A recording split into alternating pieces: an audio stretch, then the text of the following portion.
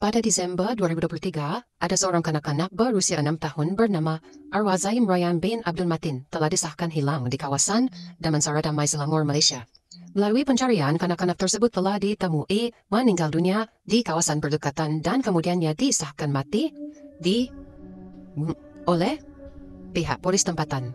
Adik Zain Rayyan merupakan kanak-kanak yang berusia 6 tahun yang didiagnos menghidap autism.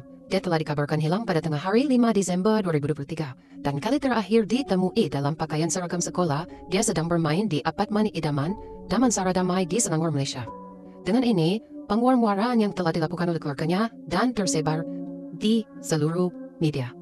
Mereka telah cuba mencarilah dengan menyebarkan di media massa bahawa anak ini telah hilang. Pada malam 6 Desember, pihak polis tempatan bekerjasama dengan ratusan para penduduk apartemen dalam usaha mencari dan menyelamatkan Zain Rayyan, termasuk pencarian pintu ke pintu di kawasan sekitar. Zain kemudiannya ditemui maut mengiring di kawasan anak sungai di Belukar, berdekatan dengan apartemen pada malam tersebut oleh pihak penduduk.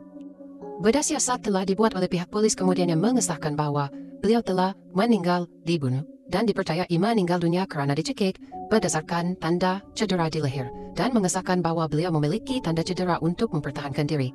Di samping itu, tiada tanda pendarahan yang dikesan pada badannya. Berikutan penemuan itu, pihak hospital telah menubuhkan pasukan khas untuk menyiasat pembunuhan tersebut. Mayat Zain pula telah dikebumikan pada 7 Desember selepas bedah siasat dijalankan. Kawasan mayat dijumpai dikabarkan telah dicari beberapa kali oleh pihak pencari sebelumnya. Dengan itu, pihak polis mereka mengandaikan bahwa dia telah dihilangkan nyawa di suatu tempat barulah dia dibawa di tempat penemuan itu. Siasatan kemudian diteruskan di kawasan sekitar untuk mencari bukti-bukti. Penyiasatan awal menganggap hanya ada seorang suspek yang terlibat. Pada 31 Mei 2024, jam 10.05 pagi, ibu bapa Zain itu telah ditahan di Puncak Alam dan telah diremand sehingga 7 Jun untuk membantu siasatan. Dan pada 3 Jun 2024, jam 1.58 tengah hari, 3 individu termasuk pengasuh Zain Rayyan juga telah dipanggil di ibu pejabat polis untuk membantu siasatan. Jadi berikut merupakan kronologi kehilangan anak autism Arwah Zain Rayyan Abdul Matin. Pada 5 Desember 2023, Ibu Zain Rayyan telah berkongsi atau memviralkan kehilangan anaknya di Facebook. Dan pada 6 Desember 2023 pula, operasi pencarian membabitkan Jabatan Pumpadan Penyelamat, Polis Diraja Malaysia dan juga anjing pengesan K9 di sekitar kawasan apartemen idaman Damansara Damai. Ibu Zain Rayyan juga mendakwa anaknya hilang ketika menaiki tangga di Blok R, di mana kediaman mereka adalah disitulah pada sekitar tengah hari 5 Desember. Keluarga kanak-kanak itu telah berikhtiar jugalah dengan menggunakan perubatan secara Islam buat solat hajat untuk mencari. Pada 9 malam 6 Desember, operasi pencarian oleh penduduk dan polis di sekitar apartemen membabitkan 2.482 unit kediaman. Mereka cari dari pintu ke pintu lah, mereka bagi-bagikan, kau di sini, saudara cari-carilah, tapi tidak jumpa. Pada 10 malam, mayat Zain Rayyan ini ditemukanlah di anak sungai, kira-kira 100 meter daripada kediaman keluarga dia. Dan juga, dia ditemui yang sudah tiada nyawa lama satu oleh penduduk. Lokasi anak sungai yang tempat mayat Zain Rayyan ditemui itu adalah kawasan pencarian yang sudah dicari oleh anjing pengesan K9. 3 kali anjing tu pergi sana, because anjing yang pengesan K9 ini dia sangat sensitif. Even yang macam narkoboy pun dia boleh cari, ini kan lagi bawa mayat kan, memang orang sudah kenal. Tapi kenapa 3 kali tidak dijumpa? That is the wonder. So, pada mulanya penemuan mayat Zain Rayyan ini diklasifikasikan sebagai mati mengejut lama satu. 7 Desember, keluarga Zain Rayyan dia masih tunggu laporan bedah siasat lah sebab mayat sudah dibawa pergi untuk bedah siasat. 5 petang, Ketua Polis Selangor Datuk Husin Omar Khan mengesahkan bahwa si Arwah Zain Rayyan ni telah dibunuh. Bedah siasat didapati dia ada kecederaan lah pada tubuh mangsa. Jadi kes diklasifikasikan sebagai kes bunuh dan disiasat mengikut Seksyen 302 lah kanun kesiksaan. Jenazah Zain Rayyan itu disemadikan di Pekuburan Islam Seksyen 9 Kota Damansara. Pada 6 petang, lokasi penemuan mayat Zain Rayyan itu ditutuplah untuk jadi kawasan yang macam siasatan polis untuk menyiasat. 8 Desember 2023, Pengarah Jabatan Siasatan Jenayah Bukit Aman Datuk Seri Muhammad Suhaili Muhammad Zain berkata bahawa mangsa dibunuh di lokasi lain sebelumlah dia dihantar di anak sungai. Sebab kamu ingatkan yang saya cakap sebelum ni, 3 kali anjing yang pengesan tu yang K9 cari, dia ada di situ. Tiba-tiba ada hantu budak, so diorang suspek. Budak itu sebenarnya telah dihilangkan nyawa dia di tempat lain sebelum dia dihantar di situ.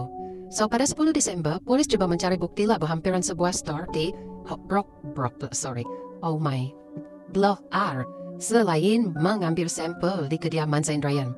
Jadi Ketua Polis Selangor Datuk Husin Omar Khan berkata, Setakat ini, sebanyak 48 individu telah diambil keterangan lah, membabitkan ahli keluarga, jiran-jiran dengan saksi. Sampel DNA juga diambil untuk 228 penduduk perumahan itu. Pemeriksaan juga telah dibuat untuk 5.628 penghuni yang membabitkan 2.484 rumah lah di situ. 13 Desember 2023, polis dapat maklumat bahwa dua saksi itu terlihat Zain Ryan, dia main-main di tingkat 2 dan 3 di Blok R apartemen idaman, kira-kira jam 5 petang. Pada hari mangsa dilaporkan hilang. Sebanyak 86 keterangan dan 238 DNA telah diambil lah oleh polis pada setakat tarik itu.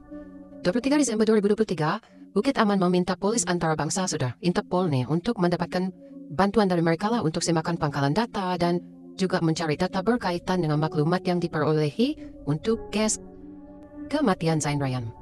28 Desember 2023, polis mengeluarkan kenyataan bahwa siasatan kes bunuh arwah Zain Ryan ini tidak akan ditutup dan meskipun dia tiadakan petunjuk baru, but they still investigate this issue.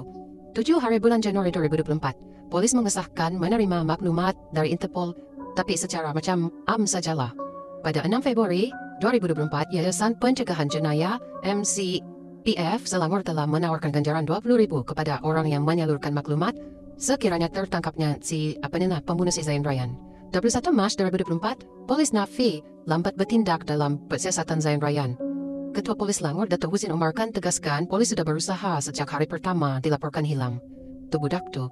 Jadi 8 Mei 2024, Pengarah Siasatan Jenayah Bukit Aman Datuk Seri Muhammad Suhaili Muhammad Zain menegaskan bahwa polis tidak menutuplah. Diorang tetap still mau cari investigate how this thing happened dan how Zain Ryan kehilangan nyawa.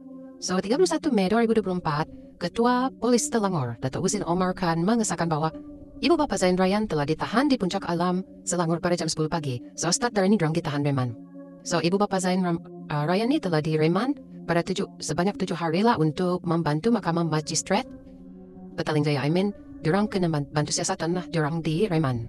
Jadi pada 10 hari bulan 1 2025, pihak pendakwaan kes pengabayaan anak autistik yang membabitkan ibu bapa Zain Ryan Abdul Matin ni telah memberitahu Mahkamah Seksyen pada Jumaat lalu bahwa semua dokumen berkaitan kes antara laporan kimia dan cakrapada telah diserahkan pada pihak pembelaan. Seperti mana yang kamu tahu kan sekarang kan, kalau macam ada berita apa-apa tu memang viral di TikTok, di mana-mana. Yang kita tahu, diorang tidak mengaku masa diorang ditahan reman pada tahun 2024. Jadi, parents si Zain Ryan ni akan dibicarakan pada tahun 2025 nih. Jadi, ibu bapa si Zain Ryan ni telah diwakilkan oleh Peguam Haris Madivan. Jadi, selain Haris, pembelaan juga turut diwakili oleh Ramzani Idris. Sementara Peguam Pemerhati Nur Syahira Muhammad Jubri juga hadir bagi pihak badan peguam. Jadi, pendek cerita, dia punya siasatan ni masih lagi berlangsung. Jadi, sekiranya mereka disabitkan bersalah, diorang ni akan dituduh mengikut Seksyen 31(1)(e) Akta Kanak-Kanak 2001 dan boleh dihukum dalam Seksyen 31(1) Akta yang samalah bersama Seksyen 34 Kanun Kesiksaan.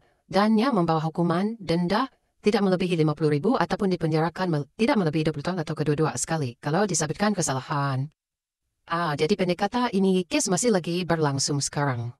Dia consider still under investigation. Kita tunggulah macam mana nanti dia punya kes sebab baru-baru ni pun kita sudah nampakkan ibu bapa si Zain Ryan tu pergi ke mahkamah untuk yang perbicaraan. So, bagaimanapun kalau kita ni ada anak yang autism apa semua, kita kena jaga dengan baiklah. Sebab itu kan anugerah dari Allah apa semua. Jangan kita biarkan dorang bermain sendiri. Jangan kita biarkan anak tu bersendirian. Sekarang ni pun kita tidak tahu isu si Zain Ryan ni, whether someone is doing something to him or dia punya parent yang doing. Al-Fatihah untuk adik Zain Ryan dan juga semoga kes ini mendapat dia punya pintu penyelesaian lah. Dan saya harap juga semoga ibu bapa dia kuat sebab kehilangan anak. And thank you for watching. Dan kalau macam saya punya cara cerita ni tidak siok ke apakah, this is the first time I try to do storytelling.